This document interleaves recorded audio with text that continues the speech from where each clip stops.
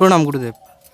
আমার একটা একটা জিনিস জানার, একটা বিষয় জানার খুব ইচ্ছা, যে আমরা শুনতে পাই যে আদি গুরু মাতা পিতা, এখানে কে শ্রেষ্ঠ, মাতা শ্রেষ্ঠ নাকি পিতা শ্রেষ্ঠ? একটু যদি ব্যাখ্যা করতেন খুব উপকৃত হতাম। নমস্কার। আচ্ছা বাবু, তোমার নামটা কি? আমার নাম প্রতাপ মণ্ডল। প্রতাপ মণ্ডল। আচ্ছা, বাড়ি কোথায়? আমার বাড়ি এই যে বেদগাড়া। আচ্ছা, ঠিক আছে। ইয়ৎ প্রসাদাৎ জগত দৃষ্টং পূর্ণ কাম ইয়দাশিসা প্রত্যক্ষ দেবতাই মে তুভ্যম মাত্রে নমো নমঃ। তোমার যে নিবেদন তুমি করলে বা প্রশ্নটি যে করলে, সেই প্রশ্নটি খুব তাৎপর্যপূর্ণ প্রশ্ন। সেই প্রশ্ন আমরা যদি আমাদের সনাতন ধর্মীয় মতে ব্যাখ্যা করতে যাই বা বুঝতে চাই বা শুনতে চাই, তাইলে আমরাও আনন্দ পাব। তোমার প্রশ্নটি করবার জন্যে তোমাকে খুব আমার হৃদয়ের থেকে অসংখ্য অসংখ্য ধন্যবাদ। তুমি সুখী হও, তোমার জীবনটা সুখময় হয়ে উঠুক, এটা আশীর্বাদ রেখে আমার মাতৃদেবী তৎপর পিতৃদেবকে প্রণাম করে কথা শুরু করছি। আমাদের সনাতন ধর্মীয় মতে ত্রেতা যুগের প্রভু শ্রী রামচন্দ্র মাতৃদেবীকে সম্মান করতে গিয়ে তিনি একটি শ্লোকে বলে গিয়েছেন, জননী জন্মভূমিস্ব স্বর্গদপি গরীয়সী। এটা প্রভু শ্রী রামচন্দ্রের বলা শ্লোক। আমাদের বাল্মীকি মুনি তার রামায়ণের মধ্যে, সংস্কৃত রামায়ণের মধ্যে সেটা লিপিবদ্ধ করে গিয়েছেন। এই যে ভূমি জননী, এটাকেও আমরা জননী বলে থাকি, এটাকেও আমরা মা সম্বোধন বা মা সম্মান দিয়ে থাকি এই মাটিটাকেও। এই মাটির চেয়ে আমার জন্মদাত্রী মা অনেক গুণান্বিতা। জননী জন্মভূমিষ্ঠ, এই জন্মভূমির চেয়েও বেশি গুণান্বিতা আমার জন্মদাত্রী মা। তৎপর প্রভু শ্রী রামচন্দ্র আরও একটু মর্যাদা, মায়ের মর্যাদা দিতে গিয়ে তিনি দ্বিতীয় কথাটি বলে বসলেন যে স্বর্গদপি গরীয়সী। রাধে, স্বর্গের চেয়েও বেশি গুণান্বিত আমার জন্মদাত্রী মা। ছোট্ট কথা নয়। আমার ভগবান, ত্রেতা যুগের ভগবান, আমাদের সকলের সনাতন ধর্মাবলম্বী সকলেরই ভগবান প্রভু শ্রী রামচন্দ্র জননীর থেকেও আমার মায়ের মর্যাদা বেশি দিলেন এবং স্বর্গের চেয়েও বেশি গুণী বলে তিনি ঘোষণা করলেন। আর অন্যান্য শাস্ত্রের দিক থেকেও মায়ের মর্যাদা আমরা দেখতে পাই। আরও একটি শ্লোক আছে, পিতুরপ্পধিকা মাতা গর্ভধারণ পোষণাৎ অতহি ত্রিষু লোকেষু নাস্তি মাতৃসম গুরু। পিতু মানে পিতা, পিতুরপ্পধিকা মাতা মানে বাবার চেয়েও মা অধিক গুণান্বিতা। পিতুরপ্পধিকা মাতা গর্ভধারণ পোষণাৎ, গুণান্বিতা বেশি বাবার চেয়েও মা। কেন? তার কারণটাও এখানে দোষটায় গেলেন শ্লোকে। গর্ভধারণ পোষণাৎ, আমরা অতীতের থেকে পূর্বপুরুষানুক্রমে শুনে এসেছি 10 মাস 10 দিন। মৌখিকভাবে এটা হলেও আধুনিক যুগের বিজ্ঞান বা বিজ্ঞানের মতে এটা হলো 9 মাস 10 দিন। যাই হোক, আমরা 10 মাস 10 দিনটাকেই বলতে বলতে মুখস্থ হয়ে গেছে সকলেরই, যে আমরা মাতৃগর্ভে 10 মাস 10 দিন থাকি। তৎপর আমার মা প্রসব করেন, আমি ভূমিষ্ঠ হয়ে উঠি, তাই না? তাহলে এই যে গর্ভধারণ, পিতুরপ্পধিকা মাতা গর্ভধারণ পোষণাৎ, গর্ভধারণ, এই যে গর্ভে ধারণ করেছেন এটা আমার বাবা করেন নাই, গর্ভধারণটা আমার মাই আমাকে করেছেন, তাই না? তো গর্ভধারণ পোষণাৎ, এই পোষণ, লালন পোষণ, এই পোষণ কথাটার মধ্যে গেলেও সেখানে মায়ের মর্যাদা বেশি। বাবা উপার্জনের স্বার্থে বিবাহ সূত্রে তার স্ত্রীকে ভরণ পোষণ করতে হবে। আমার জন্ম হলো, আমাকে সঠিকভাবে মানুষ করে তুলতে হবে, উপার্জনের জন্য ছুটতে হবে। তাই তিনি সদা সর্বদাই বাড়িতে থাকতে পারেন না। তিনি উপার্জনের সাথে আমাদেরকে বাঁচিয়ে তোলবার সাথে তার আরও কর্তব্য আছে। যখন যার কাছ থেকে আমার বাবার জন্ম হয়েছে তিনি যদি জীবিত থাকেন, তাকেও ভরণ পোষণের দায়িত্ব সেই বাবার। আমার ঠাকুমার গর্ভেই তো তারও জন্ম, তাই না? তাহলে তাদের প্রয়োজন, সন্তান সন্ততি আসলে তাদের মানুষ করার প্রয়োজন। বিবাহ করেছেন তার স্ত্রী অর্থাৎ আমার মা, তাকে ভরণ পোষণ করার প্রয়োজন। এই কারণে তিনি সদা সর্বদাই বাড়িতে থাকতে পারেন না। আমার হাতের সামনে যদি 24 ঘন্টার মধ্যে 24 ঘন্টাই কেউ থাকে, সেইটা তার নামটা মা। বাবা এতটা পারে না, যে কারণে মা আমাদের বাবার চেয়ে শ্রদ্ধনীয় বেশি হয়ে ওঠে। গর্ভধারণ করেন এবং পোষণটা পর্যন্ত করেন, এটা বাবা অতটা পারে না। বাবা নিন্দা করছি না, কিন্তু প্রাধান্য মর্যাদায় গেলে বাবার চেয়ে এই দুইটা গুণে কমপক্ষে গুণী বেশি আমার মা। গর্ভধারণ আর পোষণ, 3 বছর কাল পর্যন্ত পোষণটুকু যদি না করতেন, আমি এতটুকু বড় তো হতেই পারতাম না। এতটুকু বড় হওয়ার জন্যে আর প্রথম ক শেখানো, ভাষা শেখানো বা মাধুর্যপূর্ণ কিছু শেখানো, অসভ্যতায় না গিয়ে আমি সভ্যতায় পৌঁছে যাই, এই আশা আকাঙ্ক্ষা রেখে যদি কোনো উপদেশ, কোনো লালন পালনের মধ্যে হাতের কোনো কাজ যদি করতে হয়, সেটা আমার মা করেছে। এই কারণে মায়ের মর্যাদাটা আমরা স্বাভাবিক, আমাদের ধর্ম দিয়ে গেছেন, আমরা সামাজিকভাবে সেটাকে আমরা প্রাধান্য দেব।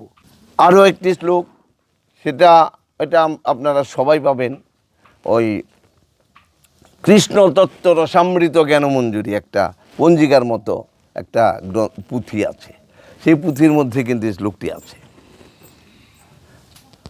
সেটা যদিও আমার জন্ম মাতৃদেবী নন, সেটা দেব বিষয়ক বলা হয়েছে। জগন্মাতা চ প্রকৃতি পুরুষস্য জগৎ পিতা, গরীয়সীতি জগতাং মাতা শতগুণই পিতু।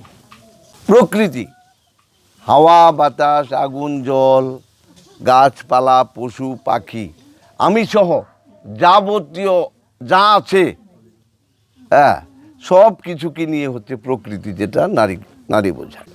জগন্মাতা চ প্রকৃতি পুরুষস্য জগৎ পিতা, গরীয়সীতি জগতাং মাতা, এই জগতের মা, গুণান্বিতা বহুত বেশি, শত গুণই পিতু, পিতার সে 100 গুণে বেশি গুণান্বিতা হচ্ছে আমার মা। ভগবান নিজে এখানে কিন্তু নিচু হয়ে গেলেন, নিজের চেয়ে মাতৃদেবীর সম্মানটা অনেক বেশি দিয়ে গেলেন। তা সর্বদিক থেকে বিচার করে আমরা সনাতন ধর্মের বিভিন্ন শাস্ত্রের বিভিন্ন জায়গায় বাবার চেয়ে মায়ের সম্মান বেশি দেওয়া হয়েছে। এর পেছনে অনেক যুক্তি লুকিয়ে আছে, অত কিছু জানার প্রয়োজন নেই। আমাদের চলন্ত জীবনে যদি কেউ গর্ভে রেখে তাকে ভূমিষ্ঠ করে লালন পালন একটু করতে হয়, সেটা মা ছাড়া আর কেউ পারে না।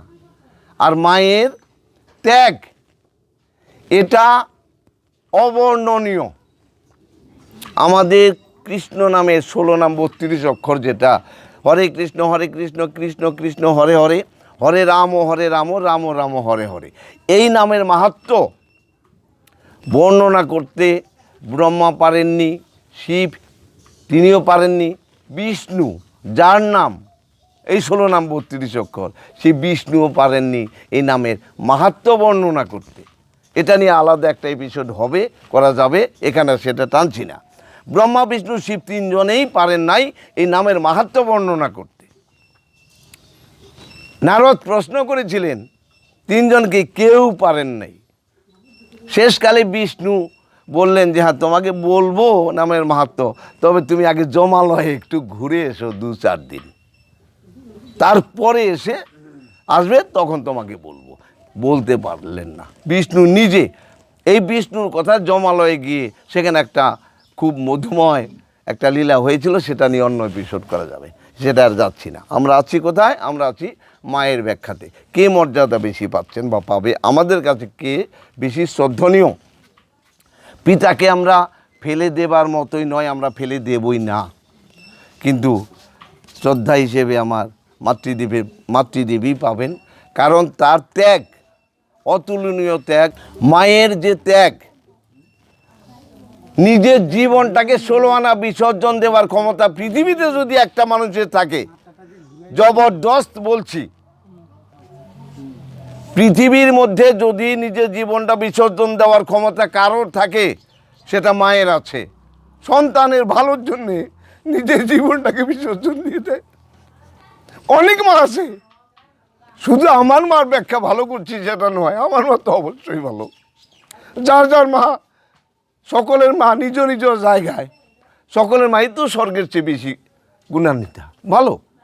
শুধু আমার মা নয়, মায়ের বললাম তো সারা স্বর্গমর্ত পাতাল ত্রিভুবনের মধ্যে যদি জীবনটাকে বিসর্জন দেবার ইচ্ছা কেউ করে, সেটা মা পারতে পারে সন্তানের ভালোর জন্যে।